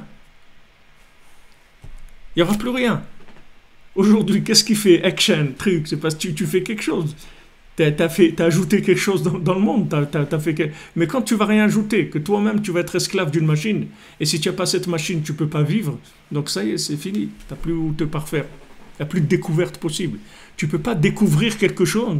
Tu n'as pas un cerveau qui va découvrir quelque chose. Ton cerveau, même si tu es un type hyper intelligent, tu es complètement nul par rapport à un serveur qui a stocké des milliards et des milliards d'informations. Non seulement il les a stockées, mais elles sont interactives. Ce n'est pas rien que du stockage, c'est que c'est interactif. Donc ça donne des choses extraordinaires au point de vue, mais toujours dans la matière. Toujours comparatif par rapport à ce qui existe, c'est tout. Alors les gens ils vont être asphyxiés de ça, parce que tu vas voir que, comme on dit, alors j'ai plus rien à faire ici, j'ai plus mon mot à dire, qu'est-ce que j'ai, t'as plus rien. Alors tu vas chercher la connexion. Tu vas voir qu'on peut se connecter à la vie, qu'on peut vivre avec Hachem. Et là tu vas découvrir, si tu veux, ce qui se cache derrière la matière. Alors qu'avant tu t'amusais avec la matière que tu as découverte. Et découvert de la matière, ça t'amusait, tu joues avec la matière. Mais quand maintenant la matière elle va te dépasser, c'est-à-dire que tout le jeu que tu pourras faire, il sera complètement nul et il t'apportera aucun intérêt parce qu'il va te dépasser complètement, tu vas laisser ça de côté et tu vas chercher la vraie vie. Et c'est ça qu'Hachem il voulait. Parce qu'Hachem il a créé tout ce qu'il y a dans le monde. Hachem il l'a créé. Il l'a créé avec ses mains. C'est-à-dire Hachem il a créé des choses. Hachem, il n'a pas besoin de toi pour créer de la matière. Hachem, il a créé, il n'a pas besoin de toi. C'est pas parce que tu assembles des éléments que tu es un génie, que tu as fait quelque chose de ta vie. Tu as assemblé ça et ça et ça. Non, alors qu'est-ce que tu as fait? Tu as assemblé, tu as fait un truc, tu as fait un croisement d'un fruit avec un autre, il y a un autre fruit, tu as fait un autre fruit, etc. Alors qu'est-ce que tu as fait? Tu as utilisé que des choses existantes. Et tu as passé ton temps à t'amuser avec des éléments qu'on t'a donnés. Maintenant, à force de t'amuser avec ça, on va t'amener à un moment où tous ces éléments-là, ils vont te dominer complètement. Donc, tu n'auras pas ta marge dans laquelle tu vas pouvoir te prouver ton existence. C'est-à-dire, tu vas dire, voilà, j'ai fait, monsieur un tel, professeur, truc et tout, découvert de ça. C'est fini tout ça. Ça n'existera plus. La Torah, c'est pareil. Tout celui qui sera basé dans la Torah, sur la Torah de la connaissance, ça n'existera plus. Tous les rabbins qui tranchent la halakha et tout, ça n'existera plus. Parce que les questions et là, ce que je vous dis là, c'est juste, maman, à peine c'est des trucs je suis nul là-dedans, à peine j'ai touché un peu. Mais il y a aussi là-dedans, ils sont en train de mettre du cœur aussi, de la sensibilité. Ils sont en train d'enregistrer la sensibilité aussi. C'est-à-dire comment mettre plus de cœur ou moins de cœur dans ces assemblements de connaissances-là. Il y a des niveaux de sensibilité aussi. Donc c'est un autre monde complètement dans lequel on rentre. Mamash, on va entrer dans un autre monde complètement. Vous pouvez regarder ce qu'il y a. J'ai commencé à toucher parce que quelqu'un m'a parlé, j'ai regardé un tout petit peu. Mais c'est une ouverture vers des choses vraiment extraordinaires. Alors maintenant, l'homme, si tu voulais, lui voulait être un créateur. Mais Hachem, il a tout créé. Il n'a pas besoin de toi en tant que créateur. Hachem, il veut que tu te connectes à lui, c'est tout. C'est ça qu'il veut. C'est que chaque chose, tu cherches la vie qu'il y a dans la chose. Laisse tomber d'être un... Qu'est-ce que tu fais? Tu es un assembleur d'éléments. Voilà, maintenant on va te fabriquer des choses qui vont assembler plus d'éléments que tu pourras jamais savoir et à une vitesse plus grande que ce que tu pourras jamais faire dans ta vie. Donc tout ça, ça va être terminé. Tout ce jeu-là, le jeu, c'est-à-dire le côté enfant de l'homme, il va être terminé. C'est fini. Les gens ils vont devenir des adultes, plus des enfants. Ils vont chercher la vie. La vie, ça veut dire, ok, on mange, ok, ça, mais après, qu'est-ce qu'on fait? Ok, on a fait un resto. Ok, on a été dans un hôtel. Ok, on a été à la piscine. Okay. Après, qu'est-ce qu'on fait? C'est tout. Il n'y a rien derrière ça. Alors tout ça, on va te l'enlever. Tout ça, on va te l'enlever. Une fois qu'on va t'enlever tout ça, qu'est-ce qui va te rester? Tu vas être obligé de chercher qu'est-ce qu'il y a derrière le rideau. Tu vas être obligé, tu vas être amené à ça. Mais en même temps, ça va pas s'appeler qu'on t'a obligé. Parce que c'est toi qui as fait ça. Donc ça restera quand même le résultat de ton libre arbitre. Parce que cette situation, c'est quand même toi qui t'es mis là-dedans. Alors les gens, ils ont voulu savoir, croyant qu'avec la chokhma, on va arriver à vivre mieux. Et à un moment, ça va tellement être fort qu'on ne va plus vivre du tout. C'est-à-dire que la personne, elle va dire, mais la vie, alors c'est quoi? La vie, c'est quoi? Avant, tu cherchais un truc, même aujourd'hui, tu vois, quand tu cherches dans Google quelque chose, tu vois que tu n'as pas besoin de savoir des choses, c'est de la perte de temps. Tu cherches quelque chose, tu regardes dans Google, c'est tout. Moi, je dis aux gens, Rav Google, demandez à Rav Google, ils me demandent. C'est vrai, même des Sheelot, des fois, de Torah et tout, des gens ils me demandent. Je dis, mais regardez dans Rav Google, demandez, cherchez sur Google. Il y a beaucoup de choses qui sont déjà répondues. Mais là, on va arriver à un moment où il y aura un tel stockage de connaissances que la connaissance, elle sera nulle. C'est-à-dire, ça n'aura aucune valeur du tout, rien. Mamash, rien. Aujourd'hui, on voit un peu Facebook, tout ça, ils stockent des données sur les individus, tu vois, ils jouent avec ça, avec la publicité et tout ça. Ils voient les gens qui aiment ça, ils font des comparaisons. Les gens qui aiment la couleur bleue, alors ils aiment aussi le soleil, ils aiment aussi manger de fromage. Ils font des comparaisons comme ça entre les individus. Ils stockent ces informations, avec ça ils manipulent. Ils manipulent. Mais ça, c'est un niveau, mamash, élémentaire de la chose. Là, ce qu'ils sont en train de faire, c'est quelque chose de complètement... C'est un autre monde. Maman, je rentrais dans un autre monde. Mais ce monde-là, ça va nous amener vers la connaissance d'Hachem. Parce que sauf, c'est nous qui aurons voulu cette chose-là. Et c'est nous qui serons arrivés à ça. Et ça va permettre à chacun de savoir qu'en fait, qu'est-ce qui est la vraie vie? La vraie vie, c'est de communiquer avec Hachem. C'est tout. Et de communiquer entre les individus et de communiquer avec Hachem. C'est la seule chose qu'on a qui ne peut pas se remplacer par de la matière. Il n'y a aucune matière qui peut remplacer la communication entre les individus et la communication avec Hachem. Rien. Rien ne peut remplacer ça. Même toutes les connaissances du monde, toutes les créations du monde, tout, ça ne peut pas remplacer ça. Ça, c'est l'essence même de la vie. Et à force de chercher, comme Rabbeinu dit que quelqu'un, à force de se tromper, alors il va trouver la vérité. Voilà, il s'est tellement trompé qu'il a trouvé la vérité. Maintenant, il y a des gens qui sont trompés moins que Yitro, alors ils n'ont pas trouvé la vérité. Ils n'ont fait que 30 Avodazara. Après, ils sont restés là-bas. Mais lui, il a fait toutes les Avodazara. Il dit alors maintenant, il n'y a plus rien. À quoi? Il n'y a pas un truc? Non. Après, il y a Hachem, c'est tout. Alors, il a été chez Hachem. Mais celui qui a fait que 20 Avodazara, ou 10, ou 5, ou 3, il n'est pas arrivé. Parce qu'il n'a pas été au bout. Nous, c'est la même chose.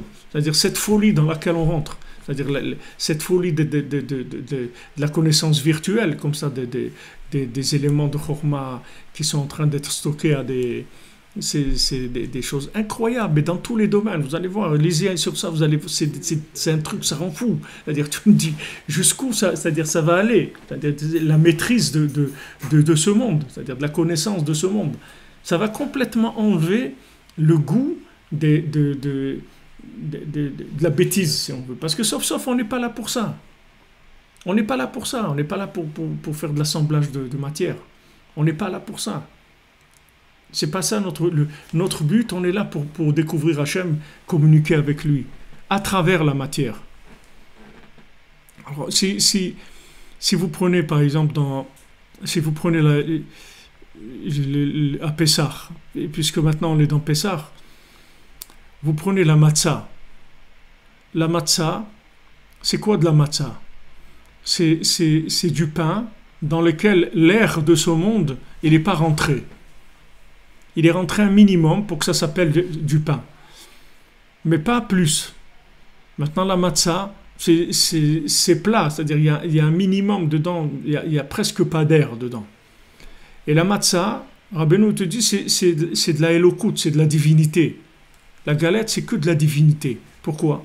Parce que tu as enlevé tout l'air de ce monde qui fait gonfler. Tu vois, le pain, il est bien gonflé, la baguette ou le challah, comme ça, elle est gonflée et tout. Qu'est-ce qui a gonflé la challah? C'est l'air du monde qui est rentré dedans. C'est ça qui l'a fait gonfler. Mais si tu la prends basique, c'est de la matzah. D'accord?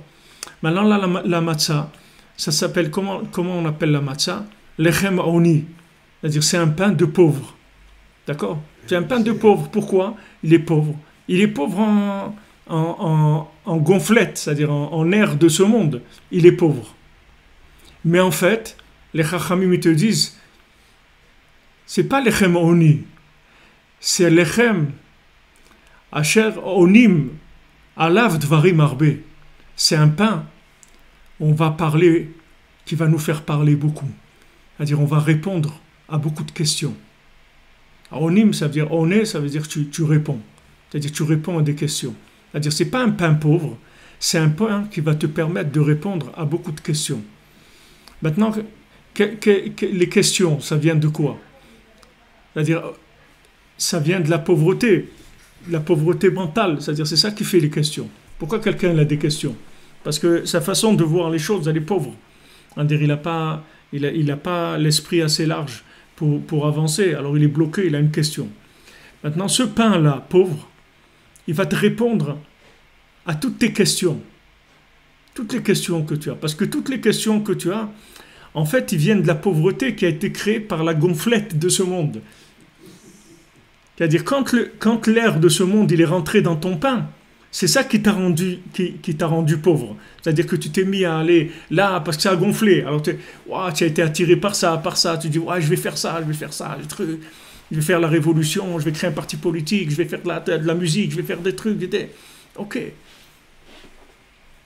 Sauf, qu'est-ce que tu vas faire? Tu vas prendre un psaume, un Teilim, tu vas faire des Teilim, c'est tout. C'est ça qui va amener la Mashiach. Ça, c'est de la matzah. C'est-à-dire que tu vas simplifier tout ce qu'il y a dans ce monde, tu vas revenir à quelque chose qui est basique. Alors cette matzah-là, qui a l'air complètement, c'est-à-dire nulle au point de vue pain, parce que c'est juste la pellicule qu'il faut laisser pour que tu puisses appeler ça du pain. Tu peux faire un motzi. Et même chez les Sfaradim, ils ne font pas un motzi dans l'année sur la matzah. Ils font maisonnot, ils ne font pas un motzi. Les Ashkenaz font un motzi, mais les Sfaradim ils ne font pas. Parce que on ne peut pas dire que c'est du pain, ça. Ok, pour la mitzvah de Pessah, on fait, mais dans l'année, on ne peut pas appeler ça du pain, on l'appelle des gâteaux. On va l'appeler. C'est vrai que c'est écrit au got matzah. Aussi, c'est écrit au got matzot, c'est écrit comme ça. Quand on est sorti d'Égypte, c'était des gâteaux de matzah. C'est-à-dire qu'ils appelaient aussi la matzah du. Ça veut dire que c'est juste, la matzah, c'est le minimum pour que ça s'appeler du pain. Et dans ce minimum, pour que ça puisse s'appeler du pain, ça, c'est Hachem Mamash. Tu tiens dans ta main Hachem Mamash. Rabbeinu te dit c'est de la divinité la matzah. Pourquoi c'est de la divinité? Parce que c'est tellement petit au point de vue matière que c'est pas, les Khamim, tu dis pas, c'est pas un pain pauvre, c'est un pain de communication. C'est pas un point pauvre, c'est un point qui ouvre la communication. Tu vois les gens pauvres, ils parlent. Tu vas dans des endroits, des endroits où les gens ils sont pauvres, dans des pays où les gens ils sont, tu vas par exemple, je sais pas, en Martinique, en Guadeloupe, tout ça, tu vas voir les gens ils parlent, tous les gens ils parlent, il n'y a pas de barrière. Les gens ils viennent, ils te parlent, genre, ah, moi j'allais, ils m'appelaient mon père, ça va mon père, ils parlaient. Alors j'ai une question, on parlait, je parlais avec deux, au bout de 3 minutes, il y avait 50 personnes autour de moi. Quelqu'un il pose des questions, des trucs et tout, parce que c'est des gens simples. Il y a pas, ça n'a pas gonflé. Quand ça gonfle, la bouche elle se ferme. Plus ça gonfle et plus la bouche elle se ferme. Elle se ferme, les gens ne peuvent plus parler. Parce que toute la gonflette de ce monde, ça asphyxie la communication complètement. C'est pour ça qu'Hachem il a parlé avec Adam Arishon. Il a dit où tu es et tout. Il dit parce que Rachid dit pour parler avec lui, parce que il savait que maintenant qu'il a mangé d'arbre de la connaissance du bien et du mal, alors il va devenir quelqu'un qui sait des choses. Et quand il va croire qu'il sait des choses, qu'est-ce que ça va entraîner? C'est qu'il ne va plus parler. Il ne va plus parler. C'est-à-dire c'est la mort. C'est pour ça qu'il lui a dit c'est la mort. Parce que tu vas savoir, et cette connaissance, elle va t'éloigner de la communication. Elle va éteindre en toi la communication. Tu vois, dans le Sipurim Masir, dans le Chacham et le Tam, tu vois que le Chacham, l'homme qui était un génie, en fait, qui t'étudie là-bas, il a appris tellement de choses, la philosophie, la médecine, l'orfèvre, couturier, il était dans tout, c'était un génie. Le résultat de quoi? C'est quoi? Il te dit là-bas, il ne pouvait plus parler avec personne. La bouche s'est fermée, c'est fini. Parce que plus tu rentres de la connaissance, plus la bouche elle se ferme. Moins il y a de connaissance, plus tu parles. Tu vois, quand il n'y a pas d'intérêt, de trucs et tout, tu parles, c'est tout, détendu. Tu vois les gens comme ça. Moi, j'aimais beaucoup quand j'étais étudiant à Toulouse, j'allais il y avait des petits cafés comme ça, les vieux tailleurs de pierre. Là-bas à Toulouse, il y avait des tailleurs de pierre. Des vieux qui étaient des tailleurs de pierre à la main. Ils avaient un petit café là-bas. J'allais là-bas et j'aimais voir les gens parler comme ça. Comment ils rigolaient, ils parlaient et tout. Un petit verre, un petit blanc ou un petit verre, voilà, un petit ballon, un truc. Et ils parlent, les gens. Ils parlent. Mais c'est extraordinaire de voir des gens parler. Mais après, la connaissance s'est tellement développée que les gens ne parlent plus, tout simplement, c'est tout. Parce que, c'est-à-dire, c'est des vases communicants, en fait. C'est-à-dire, tout ce que tu sais, si maintenant cette connaissance, tu la traduis pas en prière, tout de suite, alors Ben nous dit, Tfila, Torah et Tfila, c'est-à-dire, ce que tu apprends, il faut que tu le transformes en prière. Parce que sinon, ça va te fermer la bouche. C'est-à-dire que ça va t'amener dans la non-communication. Parce que tu vas te satisfaire de la connaissance. Alors que pourquoi tu te satisfais de la connaissance? À quoi ça sert la connaissance? Ok, tu sais, tu es un grand médecin, un grand philosophe, un orfèvre, un grand couturier, tout ce que tu veux. Mais tu vis, ça s'appelle de la vie, ce que tu sais. Ça ne s'appelle pas de la vie. La vie, c'est communiquer, c'est ça la vie. La vie, c'est quand le soleil et la lune, ils sont ensemble, c'est ça la vie. La vie, c'est un homme et une femme, c'est ça la vie. Qui donne un enfant, c'est ça la vie. C'est des opposés qui sont ensemble, c'est ça qui donne la vie. Maintenant, quelqu'un qui connaît des choses, s'il ne transforme pas ça en communication, en moyen de communication, ça devient tout de suite, ça le rend muet. Alors, la matzah, qui est au point de vue matériel, c'est-à-dire c'est le minimum du minimum, c'est entièrement de la divinité, et c'est pas un pain pauvre, les Chachamim disent, c'est un pain sur lequel on va parler beaucoup. C'est pour ça que tout le lien de la Haggadah, tu racontes, tu parles. La Haggadah, il faut dire, tu parles, Rabbi nous dit dans la Torah 20, dans l'Écoute Moran, où là-bas il y a beaucoup d'éléments par rapport à ce que je vous ai dit sur le lien l'intelligence artificielle et tout, là-bas, il y a beaucoup de choses qui sont en rapport là-bas avec ça, et Pessah et tout, dans la Torah 20, dans l'écoute moral. Vous verrez, Rabbeinu là-bas, il parle de ce principe-là, du Lev à Elion. C'est-à-dire, il y a un cœur en haut. Dans ce cœur-là, il y a tout qui est stocké là-bas. Il y a tout dans ce cœur-là. Seulement pour avoir accès à ce cœur-là, il faut que tu saches que tu sais rien. Si tu sais que tu sais rien, alors tu vis en connexion avec ce cœur. Si tu crois que tu sais des choses, alors tu ne te connectes pas avec ce cœur. Quand Moshe Rabbeinu est venu, Hachem lui a dit de parler avec le rocher.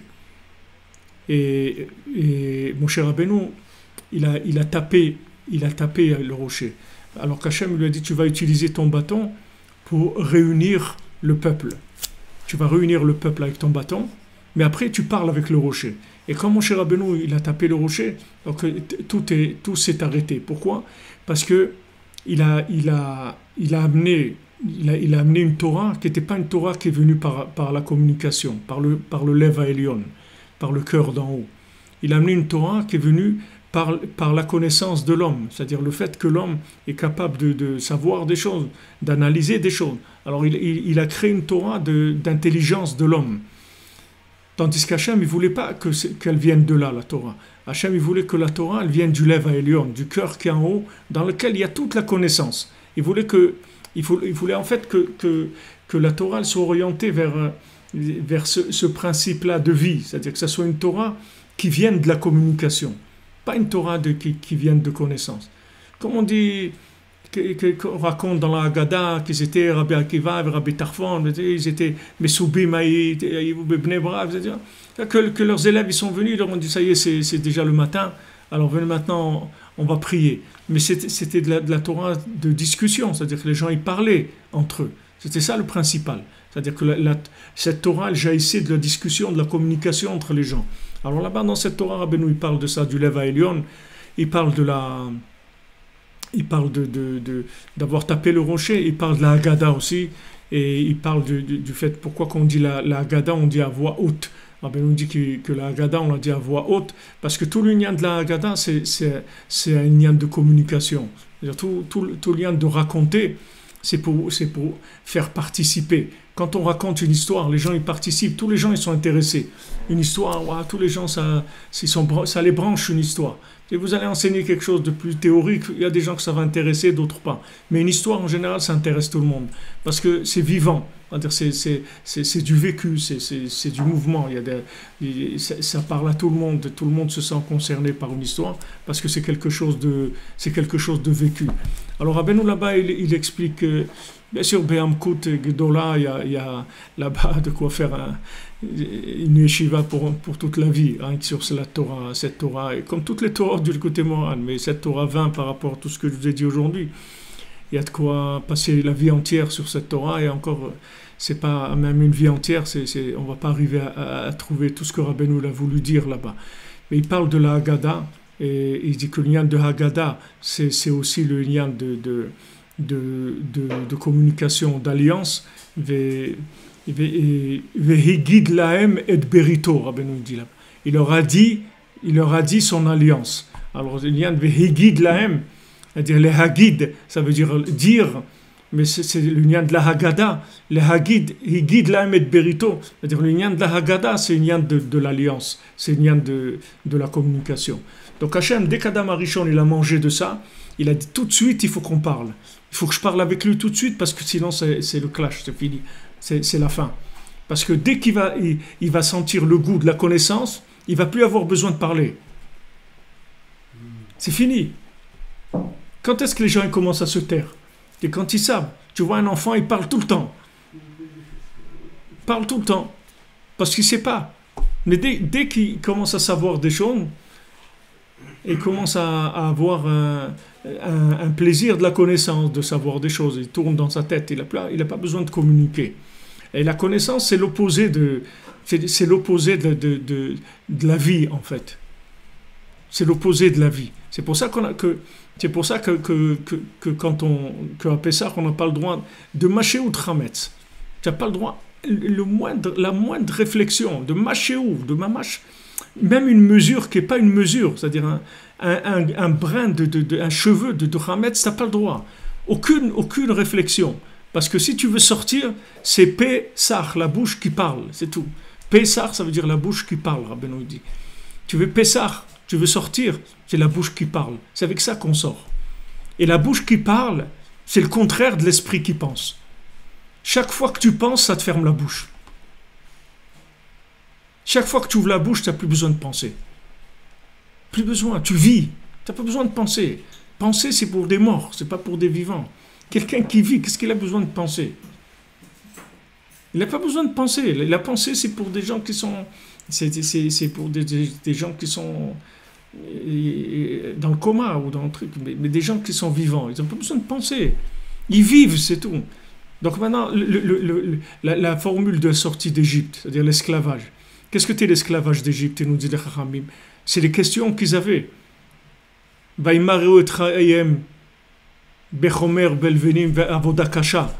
Alors il dit là-bas, les Chomer el Venim, c'est-à-dire le lien de Tmelaben la halacha, c'est-à-dire ils ne trouvaient pas comment. Chaque chose, les Etzot, ils ne savaient pas.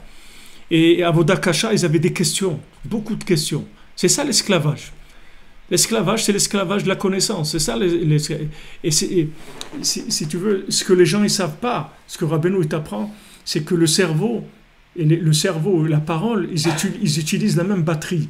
C'est-à-dire que quand maintenant tu utilises l'énergie avec ton cerveau, tu enlèves l'énergie dans la parole. Tu pompes l'énergie de la parole. Et la parole, c'est la vie. Nafshi yatsa bedaberon. Notre âme, elle est dans notre parole. La parole, c'est l'âme. Le cerveau, c'est pas l'âme. La parole, c'est l'âme. C'est-à-dire quand on parle, c'est notre âme qui sort. Et plus tu parles avec Hachem, et plus tu parles avec le tzaddik, et plus tu parles avec tes amis d'Hachem et de la recherche, et plus tu t'appelles vivant. Plus tu réfléchis, plus tu t'appelles mort. Plus tu meurs. C'est-à-dire que tu vis une vie qui est une vie de quelqu'un de sclérosé. La connaissance, ça sclérose l'individu. C'est-à-dire que c'est une fausse existence. C'est pour ça, par rapport à ce que je vous ai dit, l'intelligence artificielle, elle va complètement noyer tout l'aspect, tout l'attrait de la connaissance, puisqu'elle va noyer toutes les possibilités que l'homme il avait de savoir quelque chose.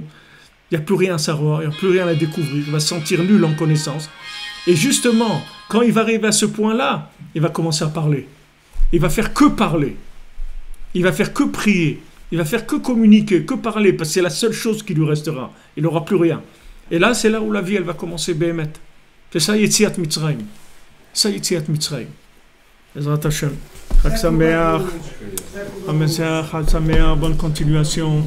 Que des bonnes nouvelles. Ezrat Hashem.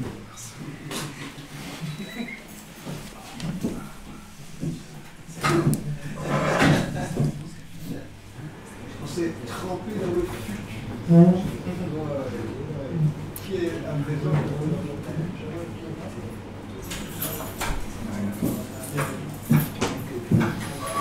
Comment transformer la connaissance en prière? Eh bien, c'est en demandant à Hachem de vivre ce qu'on a appris. C'est-à-dire, quand vous apprenez quelque chose, vous demandez à Hachem de le vivre. C'est ce que Rabbi Nachman il nous dit. Et tout l'écouter de Philote, c'est pour ça que l'écouter de Philote, c'est la 50e porte, parce que l'écouter de Philote, c'est la Torah qui a été transformée en prière. Donc il n'y a pas plus grand chez Hachem. Chag Sameach, les amis, merci à tous, merci de votre présence, merci de votre soutien. On se retrouve demain, Bezrat Hashem, Shorato. Bonne continuation.